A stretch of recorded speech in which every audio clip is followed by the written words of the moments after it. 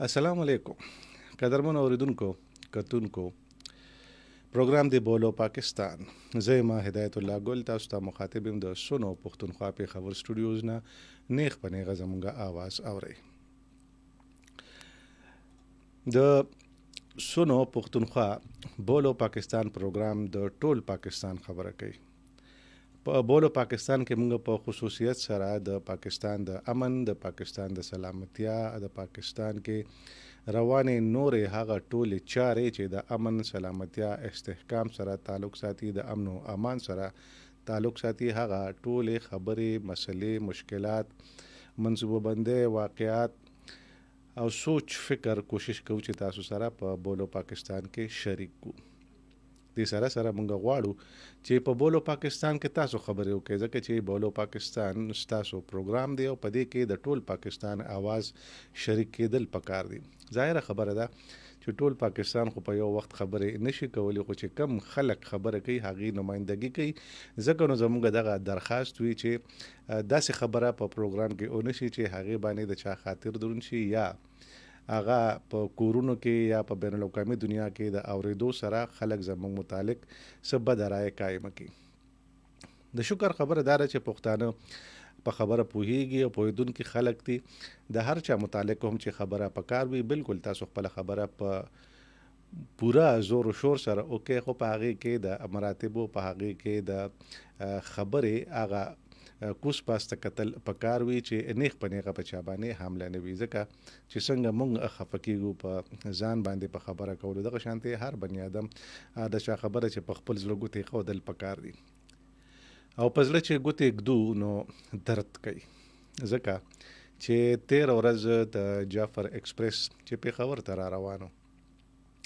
هغه سره کومه پیښه شوې ده کوم سلوک شوی دی کومه کاروایان شوی دي هغه د پاکستان چې په ټوله دنیا کې لګیا دي د هغې غندنه هم کیږي په هغې باندې خلک خفه هم دي او په هغې باندې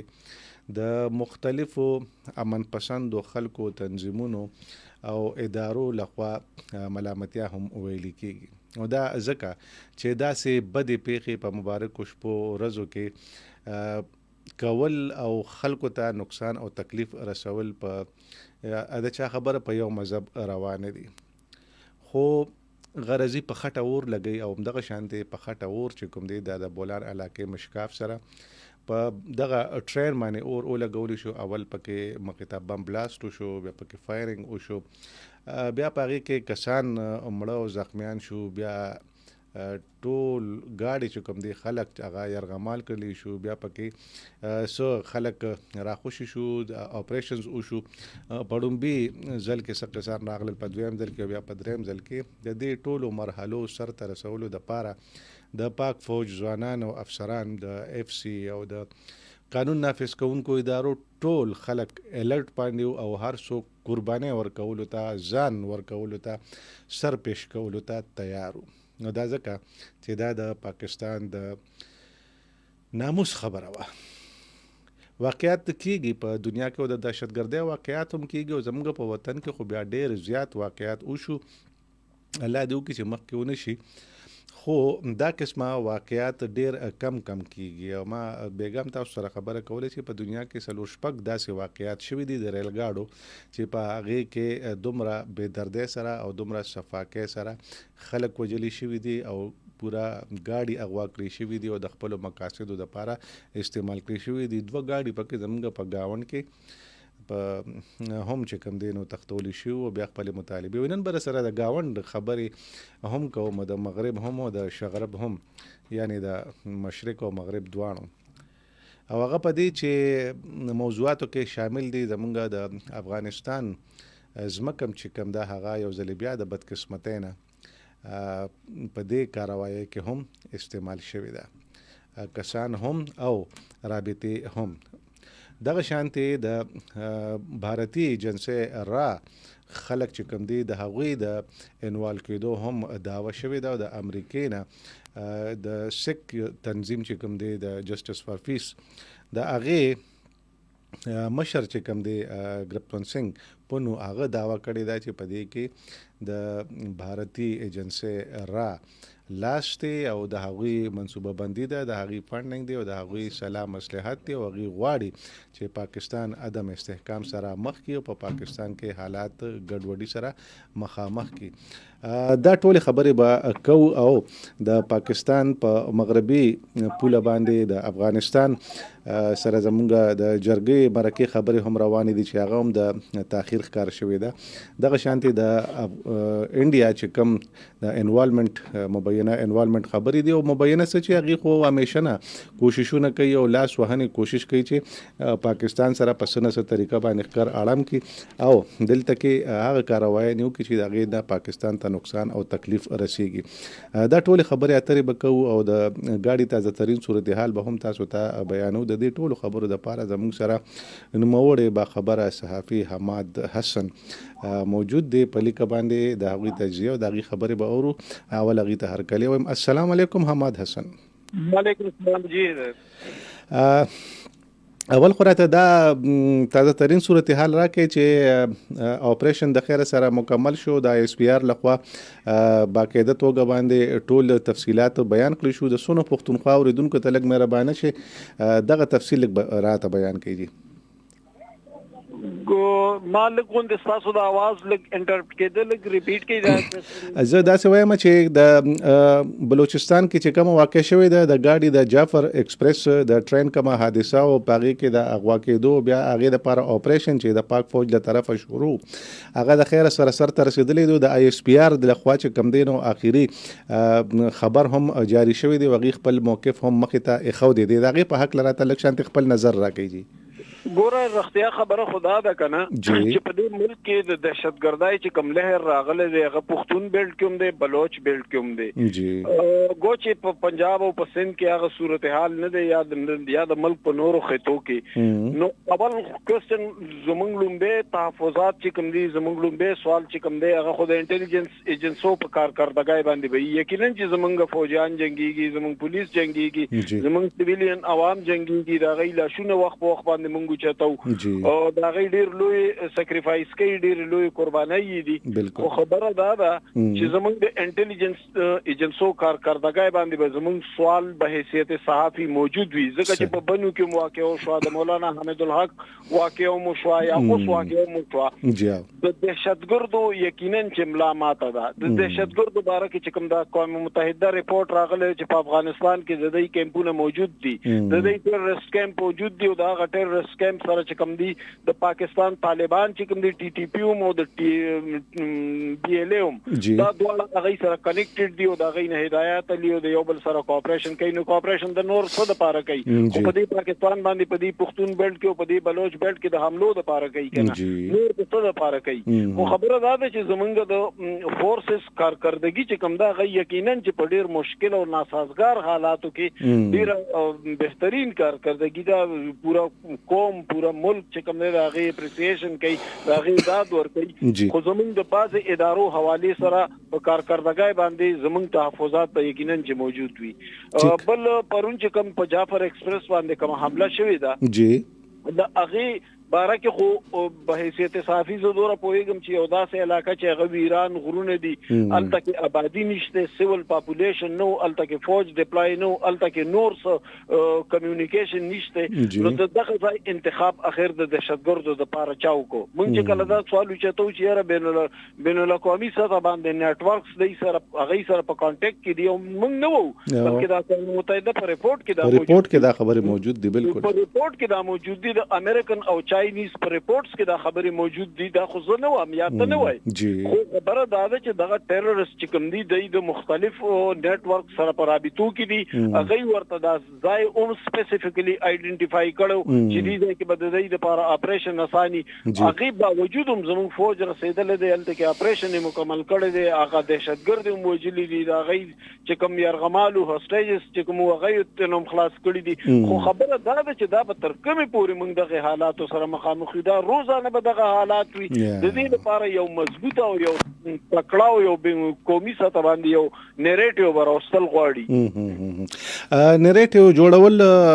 ځان له یو ایشو دا او هغه باندې تاسو زموږ نه خبر یې چې زموږ په وطن کې په ډیرو کم خبرو باندې موږ متفق کیږو، خو دا چونکې قومي مسله ده د باندې کار وکړل شي نو په کار ده چې زموږ په 2-3 ایشوز باندې یو سکند سوالم هدایت یو سکند نیریټیو یقینا چې قومي سیاسي جماعتونه جوړي پارلیمان جوړي، خو هغه قومي سیاسي جماعتونو کې خو پی ټی آی موجود ده چې البته کې کله فوج اپریشن کو د دهشتګردو خلاف نو پی ټی آی د چا سره ولاړه و، پی ټی آی د چا ټرولینګ کو، پی ټی آی د چا ملګرتیا کوله، د چا مخالفت کو. نو هغه موږ کچري یو نېشنل ډایلاګ طرف ته زو، موږ یو نېشنل کنسنسس طرف ته زو، نو په هغه کې په پی ټی آی تعاون کی او کو نو سبا په دا غیر رویه سي. ټیک ده. بل تاسو ډیره بنیادی خبره ته اشاره وکړه، بلکې پاکه خبره مو کله چې دا دومره خوش علاقه او دومره خشک علاقه او دومره لري پرته علاقه چې غلطه کې د کمیونیکیشن هیڅ ذرایع نشته، هغه ته کې داسې پن پوینټ باندې اپریشن کول او دومره په ټیک ټیک ټایمینګ سره ټول کارونه د بم بلاست نو واخلې تر فایرینګ پورې بیا د خلکو د کوزولو او غواکولو ګروپونو جوړولو پورې ټول کار په یو منظمه طریقې سره وشو. نن چې کوم دی د نیویارک نه د سیکانو چې کوم عالمي تنظیم دی سیک فور جسټس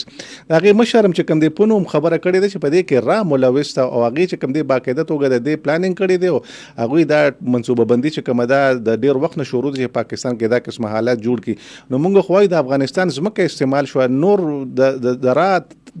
خواته یا هغه طرف ته تاسو څه سوچ دي؟ ګوره ما پرون هدایت یو خبر پریک کړو چې د مزار شریف نه یو نیټ ورک چې هغه د دهشتګردو سره په رابطه کې و. ظاهر خبره چې یو صافي یو خبره کوي خو دغه چرته نه چرته سوچ بالکل جی او دویمه خبره ده چې مونږ زه ټیک ده نه وو چې په دې کې د انډیا لاس دی هغه د پاکستان خلاف اقداماتو کې ایسا اخلي، خو د انډین میډیا چې کومه رویه وا په 24 غنټو کې 48 غنټو کې نو هغه رویه ولې د یو دشمن رویه نه ده چې یو ملک کې ستا سیویلین هاسټیجز دی هغه يرغمال جوړ کړی شوی دی په یو داسې ویران علاقه کې چې الته کمیونیکیشن نشته، زخمیان پراته دي، هاسپټلز نشته، نور ته د غي سره د هیلپ ذرایع نشته، نو ته هغه په زخمونو باندې مالګي بدوړې او کته به هغه سره تعاون کې همدردی کله خو چې په بین الاقوامي سطح باندې خو چې کله یو ملک په مشکلاتو کې او په تکلیفونو کې راشي نو نور ملکونه د هغه مدد شروع کی. بالکل همداسې خو علمیه دا چې زمونږ خو الته کې یويشتو سیویلین زمونږ مړی پراتو سالور زمونږ د اف سی مړی پراتو په ناسازگار حالاتو کې زمونږ کمانډوز په غزا کې جنگیدو او په دې حالاتو کې انډین میډیا چې کوم دنو غي لګیا دي او غي د پاکستان خلاف مسلسل پروپاګاندا کوي، نو موږ خو نو غي خو په خپل ځان باندې ثبوت کوي چې دا کې تلترای چې دی هغه په شا مونږ یو. بالکل ټیک خبره کوي. بل یو بل ډیره بنیادی خبره که تاسو په دې د انډین میډیا باندې کتلې وي چې هغه واقعیت هغه معاملات خبرونه چې لا مقامی خلک به دا غیر نو خبر شغل ته کې هغه بریک شو هلته کې دنیا ته خبر خور کړی شو سره د خوشالو بلکې پکې کې آرټیفیشل انټيليجنس استعمالې دو پاره کې زړو د 2021 هغه تصویرونه چې ما په خپل په هغه وخت کې کتلو هغه تصویرونه استعمالې دل فیک نیوز استعمالې دو فیک آی ډي استعمالې دو نو دا ټول سيزونه نو موږ خو نو دا خو انډیا په خپل ځان باندې ثبوت کوي چې دا د دې سيزونو په شا باندې زما کردار دی. ټیک ده. حماد حسن تاسو اسلام آباد کې او تاسو په دې بین الاقوامي معاملاتو باندې نظر دی او په لوی جنسو باندې تاسو نظر دی، تاسو څه غنئ زمونږ قومي میډیا چې کومه ده هغه د کم از کم د انډیا د کاونټر کولو د پاره خپل کردار په ټیک طریقې سره لوبي کنه دا کاروم صرف یو څو ادارو ته پاتې دي؟ ګوره زمونږ د قومي میډیا د پاره زه خو بیا وام چې د قومي میډیا د پاره به یو نیریټیو سیټ کول غواړي په قومي سطح باندې، ځکه چې زمونږ میډیا هیڅ پته نه لګي چې دا غي ډایریکشن څه دی، دا غي لاري ګذري څه دي، څوک یو طرف ته روان دي څوک بل طرف ته روان دي، په هغه کې هغه خلک ډیر رانونوت دي کوم چې انټي سټیټ عناصر دي یا انټي پاکستان دي، نو هغه خلک په دې میډیا کې رانونوت ننوته دي لکه تاسو وګورئ د اسلام آباد نه یو مضبوط ګروپ په میډیا کې ولې د دې بي ال اي حمایت نه کوي د بي ال اي زمونږ ابل رس کسانو نه وجل زمونږ کسان يرغمال نکړو چې د کوم تنظیمونو دا کارکردګي ده او دا غي په قومي میډیا باندې په نېشنل میډیا باندې د کینی او دا غي حمایت کوي نو ولې د دې باره کې کچري د ملک د نور سيزونو تاسو کېږي نو بیا د دې تاسو خولي نشي کېده دا خو په ختمول غواړي چې ګني صافیان بشور جوړ کی دا بالکل صافیان نه دي کم خلک چې د انټي سټیټ عناصر ترجمان دي کم خلک چې د هغه قوتونو سره دي چې هغه په دې ملک دهشتګردي هم کوي ټیرریزم هم کوي په دې ملک سیویلین هم وجني پنجابي مزدور هم وجني پښتانه هم وجني دا غي خلاف په یو مضبوطه نریټیو راوستل غواړي او دا غي لپاره په لاین او سبیریر با دا غي لپاره مقرر کول غواړي چې په میډیا به بیریر سي دا نشي چلی د مسلسل چې په اسلام آباد کې یو ګروپ ناشتي هغه د مهارنګ بلوچ ممایتي او هغه د بي ال او ممایتي او هغه د طالبانو ممایتي او هغه فیک او خبرونه چلی راځه شپه او ریاست دا غي باره کې وده ریاست لبه نور خوب نی په کار ریاست به ویخیږي ریاست به ځان سره پارلیمان او عدلیوم ملګری کوي او عوام به مور سره ملګری او هر هغه څوک چې په غي باندې شک راځي هغه په میډیا کې دی په سیاست کې دی کله دې نه بهروم دی د غي خلاف بس اقدامات پکاري له بد عمل په سم لارزي زبردست تاسو دوه درې خبرې ډېره مهمه به خپل خبرو کوکړل او په ډېر جذباتي انداز کې موکړي د محب وطن پاکستانی په حیث باندې او بالکل هم دغه جذبات جوړيږي په دې خبره باندې خو زمونږ اوریدونکو پويږي چې بھارت ولې په موږ په سلاس وهي او زمونږ ملک قرآن ول غواړي زمونږ خلک خرابول غواړي د افغانستان زمکه ولې او څنګه او څوک زمونږ خلاف استعمالي په دې باندې زمونږ اوریدونکو زیاتره پويږي خدا چې کم د ملک دننه خلک دي او کم په کیپټل کې ناس خلک دي تاسو څنګه د اسلام آباد خبر وکړه په خبرم ډکته او ټول ملک کې چې کم دي ځای په ځای داسې خلک موجود دي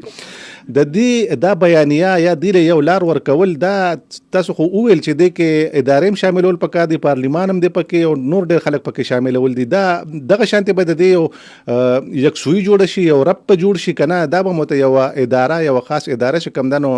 ډایرکشن ورکړي په دې باندې د پارلیمان قانون سازي وکړي کنه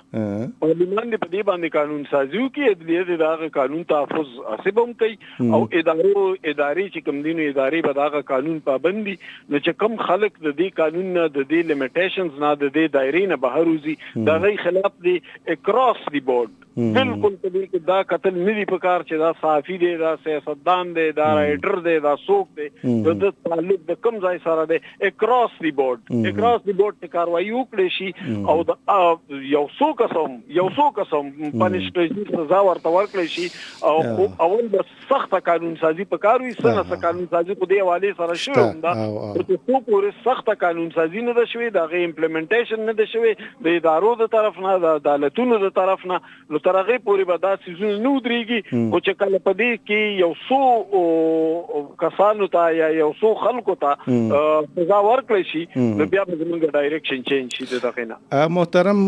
احمد حسن تاسو په دعا کې مناسي او ډېر په مشکله مونږ ته ګران وخت راکړی دی یو اخیری پوښتنه بلم کومه هغه دا چې د خیبر پښتونخوا نه چې کومدونه یو جرګت لون کې و دغه د افغان حکومت سره ابوري حکومت سره خبره اترې کولو چې په تورخم کې او یا په خیبر کې چې کم کشیده صورتحال دی هغه باندې خبره اترو شي هغه جرګه چې کم دنو د صوبې نه چې کم دینو اوزنډې دا بل خبره پکې دا چې ویل کېږي چې دغه جرګې مشري اول د مرحوم حمید الحق سے په غاړه و اوس څوک کوي دا او دا صورتحال څه اصلي صورتحال یا اخیری صورتحال سره تاسو په نظر کې خبره ده چې دی وخت کې خو جرګې تل ماته مشکل لګي ځکه د حمید الحق صاحب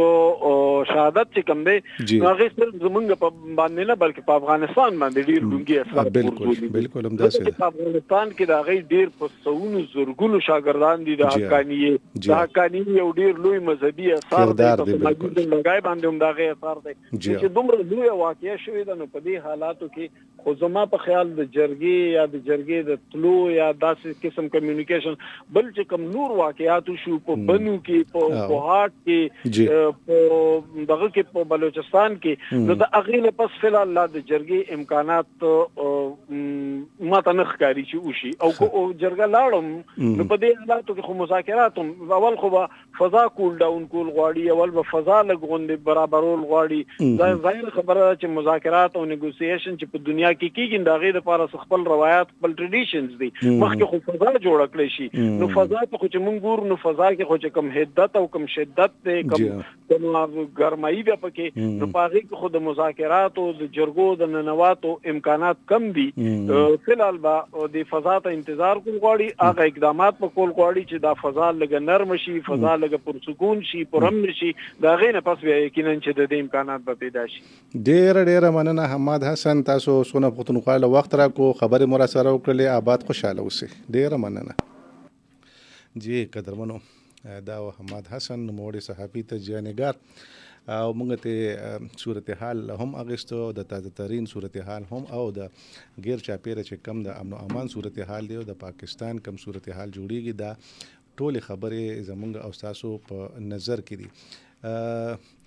د دې خبر نه هم څوک انکار نه کوي لکه څنګه چې حماد حسن په خپل خبرو اترو کې وویل چې زمونږ د فورسز زمونږ د بیلټ والا ځوانانو افسرانو زمونږ د قوم د قربانو شمیر هم ډیر دی د شهادتونو تعداد هم ډیر دی او خلک باعزمه هم دي او پر عزمه هم دي او غواړي چې د خپل ملک د دفاع د پاره او د خپل ملک د استحکام د پاره قرباني هم ورکي وینه هم توي کی او خپل سرونه هم قربان کی خو اخر ترکمه د دې د پاره د یو مضبوطه بیانیه ضرورت ته چې دا معاملات وانس فرال ختم کړي شي او د دې د پاره ټول کاملا ټولو سیاسي ګوندونو لا ټولو سرکرده ادارو لا ټول خلکو لا پدې کې خپل برخه ونده اچول پکار دي چې یو داسې کړنلار جوړ کړي شي چې کم از کم پسرنی غټو ایشوز باندې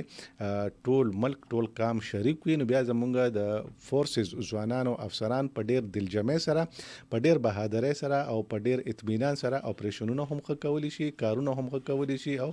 د هغوی د مخکې د تګ لارې چې کوم دي هغه زیات نه زیات پرانستل کیږي اوس هم چې د جعفر ایکسپریس کم تختون کی وو کم دهشتګردو هغه چې په کم مهارت او په کم صلاحیت سره خپل انجام ته رسولي شوی دی دنیا ورته هم ګوته پخله ده او پاکستان کې هم خلک په دې باندې افرین او شاباشي وایي چې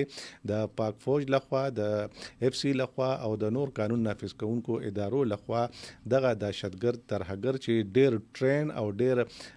په جنگي معاملاتو باندې پوهه خلک او په دغه ځای کې د وخت نه ډیپلایډ خلک او هغه ته د بهرانو ملکونو او د ادارو سرپرستی حاصله اغي سره په ډیر لوی مهارت باندې او جنگیدل اغي خپل انجام ته ورسول او خپل خلک خپل پاکستانیان په ډیر حفاظت او په ډیر اطمینان سره راخوشي کړل نو د مهارت او د قرباني او د عزم کمی خو شکر دې زموږ نه په قوم کې شته نه په ادارو کې شته خو د بیانیه کمی یا د یو اتفاق کېدل یا د یو موټی کېدل د پاره زموږ او تاسو له شکول پکار دي دا د سوچ خبره ده او په دې کې د ټولو خلکو رائے شاملېدل چې کم دی دا لازمي ده زموږ د ټلیفون نمبر ځان سره ولیکئ که تاسو خبره کول غواړئ او اوکې خبره ځکه چې خبره د خبرو نه شروع کیږي او خبره جوړیږي هم په خبرو باندې 0915253 نمبر درته بیا وایم 0915253 دا زموږ د ټلیفون نمبر دی تاسو کال وکړئ خپل خبرو کې غمرازي هم کولی شي او په دې حالاتو باندې د خپل رائے اظهار هم کولی شي ما تاسو سره خبره کوله چې د امریکای نه د سکانو د عالمي تنظیم سیک فور جسټس چې کوم په بلوچستان کې ټرین حمله شوې ده پاغي کې د بھارت ته ملوث کېدو داوا کړې ده او ویلي دي چې بھارت د احتساب وشي ځکه چې کو داسې اونشو نو د دې حمله نه پس د نورو حملو هم امکان شته چې پاغي کې د معصوم خلکو د وجلو پروګرام شته دي د سیک رهنما فور جسټس کرپن سنگ پونو په خپل بیان کې ویلي دي چې په بلوچستان کې د ټرین د دهشتګردو حمله کې د بھارت بدنامي زمانه خفیه ایجنسی را ملوث ده عالمی ادارې بھارتی قومي سلامتی مشیر اجت ډول چې کوم دی هغه د را خلاف د کاروایانه وشي او دا غوښتنه هم کړې چې بھارت پاکستان کې د پاکستان خلاف خپل خفیه جنگي حکمت عملی په بلو پرنټ باندې پورا عمل درآمد کوي. مودي چې کوم دی د بھارت صرف علاقائی خطر نه ده بلکې هغه د یو مکمل دهشتګرد حکومت جوړولو کې لګیا دی او پغې کې کارونه کوي. د مودي حکومت پر تشدد بین الاقوامي جبر کې هم مصروف دی او ملوث دی. ګرپتن سنگ پنو دا خبره هم وکړه چې د بلوچستان ټرین حمله چې کوم ده د بھارت د جارحانه دفاعي نظریې ثبوت دی. بھارتي خفیه دهشتګردو کاروایانې چې کوم په گاونډي ملکونو کې کیږي د هغې غرض او منشا دا وي چې گاونډي ملکونه غیر مستحکم شي او هغلته کې دوی خپلې کاروایانې په اسانۍ سره وکړي او په بیروني ملکونو کې د مخالفینو قتل عام د انتها پسندۍ او د سرحدونو نه پورې دهشتګردۍ کې د بھارت او د هغې ایجنسۍ ملوث دي. پنو دا خبره هم وکړه چې د مودي بھارت چې کوم دی دا د ریاستي سرپرستۍ کې د دهشتګردۍ عالمي مرکز دی. را چې کوم دا هغه بې قابو کاروایانې کوي او د جنوبي ایشیا امن په خطر کې اچولې دي او ریاستي تشدد چې کوم دی د هغې خطرناک عالمي مثالونه لګیا دي قایمیږي. راهنما سیک فار جسټس ګرپتن سنگ پنو مخکې وایي چې د بھارت انټیلیجنس اپریټس په سفارتي او سکیورټي پابندۍ په هغې باندې لګول پکار دي او دنیا د اوس د بھارت د خفیه دهشتګردو کاروایو باندې سترګې نه پټي. د بھارت احتساب پکار دی او د هغوی مخه نیول پکار دي چې دا شانتي د هغوی را روانې حملې چې کوم دي د هغې نه معصومه خلک محفوظ کړلی شي. یاد دی وی چې 13 ورځ کوم په بلوچستان کې حمله شوې ده په هغې کې د مختلفو بین الاقوامي خلکو یا د ادارو یا د ملکونو د ګډون ثبوتونه ورو مخې ته را روان دي. دا خبره هم زموږ تاسو مخې ته ده چې د دغه اپریشن په دوران کې د دهشتګرد چې کوم دی هغوی د مزار شریف سره لکه چې څنګه حماد حسن تاسو په خبرو کې وویل افغانستان کې د خپلو مشرانو سره په رابطه کې او د هغه ځای نه هدایات اخیستل. دا خبره هم د سوچ او د تشویش ده چې کوم خلکو چې په ټرین کې د پیښور نه تر بلوچستان پورې یا د کوټې پورې سفر کړی وي هغوی دغه علاقه د مشکاف علاقه کتی شي او د هغې چې په څومره غرونو کې په څومره دشتو کې دا علاقه ده او په کومو خشکو لارو باندې تیره ده علاقه ده هغلته کې په میلیونو کې انسان په نظر نه راځي. داسې ځای خوښول داسې ځای کې منصوبه بندي کول او داسې ځای کې ټیک په نښه باندې غشي پرېښول او بمونه خلاصول ګورۍ ورول خلک تختول او بیا هغوی وجل دا ټولې اتفاقی یا د عامو خلکو کار نه دی. دا په ډیره منظمه طریقه باندې لګیا دي د پاکستان د استحکام خرابولو د پاکستان د امن بربادولو پاکستان کې د دهشتګردانه کاروایو زیاتولو هغې ته د هوا ورکولو په دلته کې د علیحدګۍ پسندیزو تنظیمونو ته د هوا ورکولو هغې ته د شه ورکولو هغې ته د مراعاتو او هغوی ته د فنډونو ورکولو سلسلې ډیرې د پخوانه شروع دي روانې دي. دا خبره په خپل ځای ټیک ده چې د پاکستان ریاستي ادارې په خصوصیت سره پاک فوج د هغې د مخې نیولو پوره کوشش کوي. ولې دا ځل د انټیلیجنس چې کوم معلومات دي او کومې خبرې دي په هغې باندې لګیا دي. څنګه چې حماد حسن خبره وکړه ځینې سوالونه اوچتېدل فطري دي او د دغه سوالونو جوابونه کتل چې کوم دي زمونږ د را روانې مودې یا د را روان وخت د دفاع دپاره او د بهترینې منصوبه بندۍ دپاره لار جوړولی شي. نو پکار ده چې کم ځای کې کمې یا کوتاهي وي هغه زمونږ لرې کول کار دی او چې د کمو ځایونو نه د بهر نه لاسوهنه کېږي د هغې لاس پرې کول د هغوی خپې ماتول دا د سکیورټي فورسز کار دی او هغوی دغه خپل کار په ډېر بهادرۍ سره او په ډېر جانفشانۍ سره کوي لګیا دي او په هغې کې مختلف سیزونه مختلف کارونه مختلفې منصوبې روانې دي. مونږ تاسو ته دا خبره بیا په خپلو پروګرامونو کې وکړله چې د زرو نه زیات اپریشنونه چې کم دی نو هر کال هغه د پاک فوج لخوا کیږي. په دې کې لوی واړه ټول اپریشنونه شامل وي. ځینې واقعیات داسې وشي چې هغه په دایره کې را نشي یا هغه د هغې ټایمنګ چې کوم دی نو خطا رسا شي او هغې کې دهشتګرد یا ورانکار یا د پاکستان دشمنان چې کوم دی هغوی کامیاب شي. نو دا هغه صرف واقعیات دي چې د هغې موږ تاسو سزا خورو او د هغې په نتیجه کې زمونږ او تاسو خپل خپلوان بچي مشران کشران خويندې میندې زاړه ځوانان بوډاګان ماشومان ټول چې کوم دی د مشکلاتو تکالیف سره مخ کېږي. ګنې زیاتره منصوبې چې کومې دي هغه د آګاهونه د ریاستي ایجنسو او د بیلټ والا ځوانانو افسرانو په شهادتونو په قربانو باندې د مخکې نه شنډې شي ختم کړلی شي او هغوی خپل هدف ته د رسیدو نه مخکې ختم کړلی شي. بل خواته د افغانستان ته بیا د پاکستان له طرف نه دا غږ اوچتولی شي چې د افغانستان ځمکه دی د پاکستان خلاف د استعمالولو نه منع کړلی شي او دغلته کې داسې خلکو ته د هیڅ قسمه اجازه ورکول نه دي پکار چې هغوی د پاکستان خلاف کاروایی وکړي. خو باوجود هغلته کې دا کارونه چې کوم دي نو نه یوازې دا چې لګیا دي کیږي بلکې په ځینو کیسونو کې خو خلک دا خبره هم کوي چې باقاعده مرسته ملګرتیا هم ورته ملاویږي او د هغې ګڼې وجې ګڼ وجوهات دي. د جرګې خبره د صوبایي حکومت د افغانستان د حکومت سره روانه وه چې هغه هم د ځنډ ښکار ده او ځینې کارونه داسې دي چې دا په جرګو مرکو باندې هم کله کله نه کیږي. هغه مشران خبره کوي چې غوړي په دغه ګوته باندې نه روزي دي ته به ګوته راماتول غواړي او چې کله ګوته رامات شي نو بیا ډیر معلومات ډیر خبرې ډیر معاملې په خپل باندې کلیر کیږي صفا کیږي. تاسو ته یاد وي چې 13 هفتو کې هم د افغانستان لخوا بیا په سرحدي علاقو کې زمونږ په زم ضلعو کې دراندازي کېدله او بیا حملې کېدلې او بیا د پاکستان لخوا افغان عبوري حکومت ته دا درخواستونه دا یادداشتونه ورکړي کېدل چې د دغه غاړې نه خلک را اوړي زمونږ په فورسز باندې زمونږ په ځوانانو باندې زمونږ په مورچو باندې زمونږ په ځایونو باندې حملې کوي نقصان کوي مړی کوي او بیا واپس تختی. خو په هغې باندې چې هغه نه ګرولو بیا د ایرفورس لخوا یو اپریشن وړوکی غونډه کې اپریشن وشو بیا خلکو هم سر ټکولو او دغه خلکو هم چغې وهلې چې زموږ خلاف زموږ په ملک کې په موږ باندې حمله وشوه. نو د صفای کار بیا د پاکستان فوج د پاکستان ایرفورس د پاکستان ځوانانو د پاکستان حکومت د پاکستان ذمہوارانو له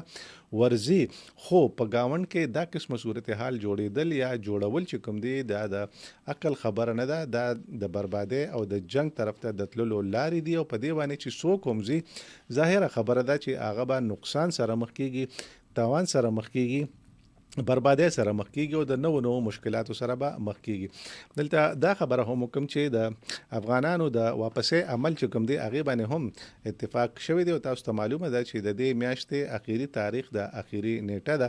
او چې کوم خلک دلته کېدي د هغوی د ویستلو هم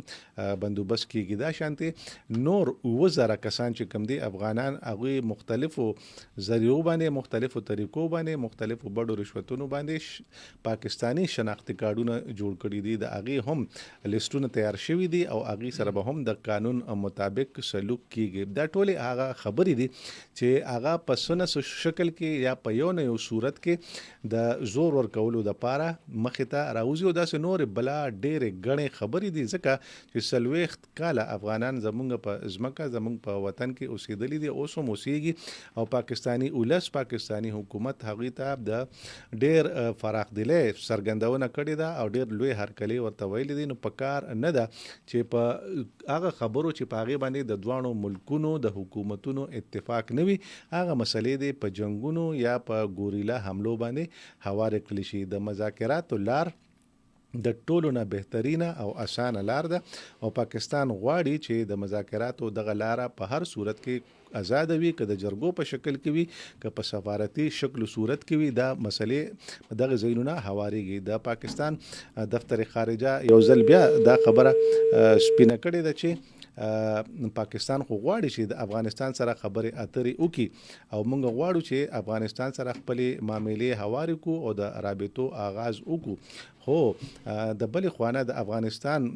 ځینې خلک چې کوم دي هغوی منفي پراپیګنډه کوي او لګیا دي د پاکستان پاکستان خلاف داسې بیانونه او داسې خبرې خوري چې د هغې حقیقت سره هیڅ تعلق نشته. د دفتر خارجه ترجمان دا خبره وکړه چې د پاکستان د سرحدونو نه پورې د دهشتګردۍ کم واقعیت کیږي پاکستان د هغې ښکار دی او د هغې تپ ټول پاکستان ته رسیږي. جعفر ایکسپریس باندې د حمله کې چې کم ملوث دهشتګرد دي په هغې کې د بیروني ملکونو رابطې شته. څنګه چې تاسو ما په شروع کې خبر وکړله ترجمان دفتر خارجه دا خبره مني او دا خبره کوي. شفقت علي خان چې کوم د دهشتګردانه حملې په جعفر ایکسپریس باندې شوي دي په هغې کې د بیروني ملکونو رابطې شته. یو ملک نه دی یاد کړی، ملکونه یاد کړی دي. په دې کې ظاهره خبره ده چې دا دوه ملکونو اړیکې خو مخې ته راغلي او ممکن ده چې په دې کې نور خلک هم مخې ته راشي او د دې پلټنې چې کومې دي هغه پیل کړی شوي دي. موږ چې کوم دی د اوس د جعفر ایکسپریس د ټرین د دهشتګردۍ د هغې د ریسکیو اپریشن د مکمل کېدو نه پس دې باندې کار شروع شوی دی او په تیرو وختونو کې په ماضي کې چې څومره هم واقعیات شوي دي هغه ټول تفصیل د افغانستان مشرانو سره شریک کړی شوی دی او د هغې نه دا غوښتنه شوې ده چې مهرباني دې وشي د افغانستان نه دې داسې قسمه کاروایۍ بندې کړې شي کومې چې د پاکستان د امن، د پاکستان د سلامتیا، د پاکستان د آبادۍ خلاف وي. ځکه چې دا یو ملک دی، یو علاقه ده او دلته بلا ګڼ افغانان هم اوسېږي او هسې هم په دې منطقه کې که خدای مکه اور بل وي نو د هغې تپ صرف د یو ځای پورې نه پاتې کېږي، هغه ارومرو خورېږي او د هغې اثرات موږ او تاسو په دې تیرو میاشتو کلونو کې وکتل او بیا وکتل. ضرورت د دې خبرې هم دی چې کم خلک په دې کارونو کې ملوث دي د هغوی چغې سورې هم دا حالات وایي، لکه چې زمونږ تجزیه‌نګار حماد حسن په خپلو خبرو کې وویل چې بھارتي میډیا په کم انداز کې او په کم ګرمجوشۍ کې او په کم انتظار کې ناسته وه چې هغوی په څه طریقه باندې د جعفر ایکسپریس متعلق معلومات په ډېر زور و شور سره خواره کړي، په ډېر چغو سورو سره او په ډېر په اوچت اواز سره د خورولو کوشش وکړي. په هغې کې د ځانه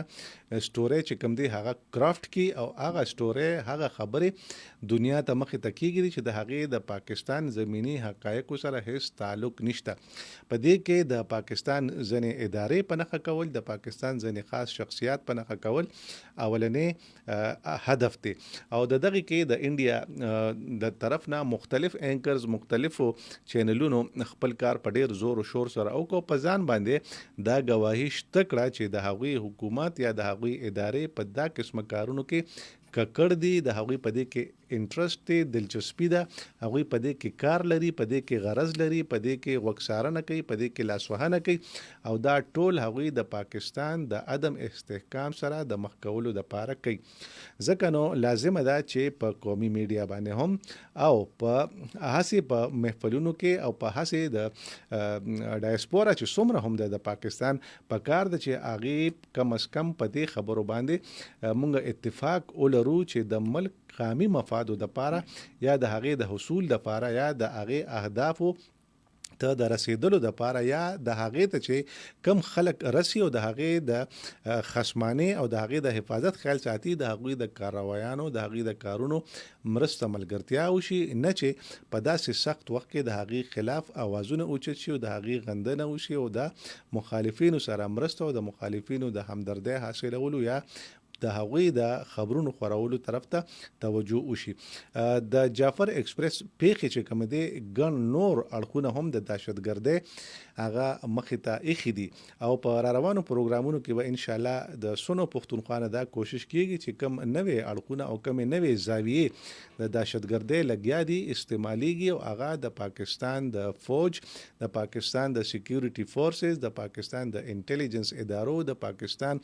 د قوم او د پاکستان د ریاستي نورو ادارو خلاف څومره په منظمه طریقه باندې پراپیګنډه کیږي او څومره په منظمه او په مؤثره طریقه باندې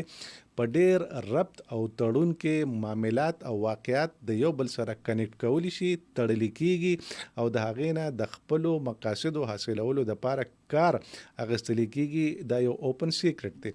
په دې باندې د بیانیې جوړولو هم ضرورت دی او چې څنګه د سونو پښتونخوا نه بار بار دا خبره مخې ته راځي چې په قومي مسایلو باندې او په امن و امان او د دهشتګردۍ په مسلو باندې کم از کم ټول ملک له ټولو سیاسي ګوندونو لا ټولو جماعتونو لا ټولو خلکو لا یو خوله کېدل پکار دی چې تر څو پورې امن په وطن کې قایم نه وي، چې تر څو پورې استحکام په وطن کې قایم نه وي، تر هغې پورې د ملک د ترقۍ او د ملک د بقا او د ملک د مخکې تللو لارې چې کوم دي هغه به مشکلې وي، ګرانې به وي. دا نه وایو چې ګنې دا به کېږي نه کېږي، به انشاءالله هم هغسې کوم چې د پاکستان د قوم خواهش او منشا ده او ریاستي ادارې کلکې او ټینګې د هغې په شا ولاړې دي او د خپلو اهدافو حاصلولو دپاره چمتو دي، صلاحیت هم لري، توان هم لري، عزم هم لري او مهارت هم لري. خو د خلکو یا د خپلو د پردو دواړو فریقینو د مخالفې پراپګنډې او د هغوی د خپو راښکلو په وجه باندې د ادارو د دغې کارکردګۍ باندې د منفي اثراتو پرېوتلو صرف امکانات پیدا کیږي. حقیقت سره به دا بیا هم تعلق ونه لري، ځکه چې د پاکستان فوج، د پاکستان ریاستي ادارو او د پاکستان حکومت بیا د دې عزم څرګندونه کړې ده چې د دهشتګردۍ ترهګرۍ خلاف جنگ به په هر صورت منطقي انجام ته رسولی شي او چرې به هم هغې خلکو ته د څه قسمه رو رعایت نشي ورکولی کم خلک چې د پاکستان خاوره د خپلو مفاداتو دپاره استعمالوي او خلک، قوم، ادارې او ملک د عدم استحکام ښکار کوي. هغې ته د دهشتګردۍ ترهګرۍ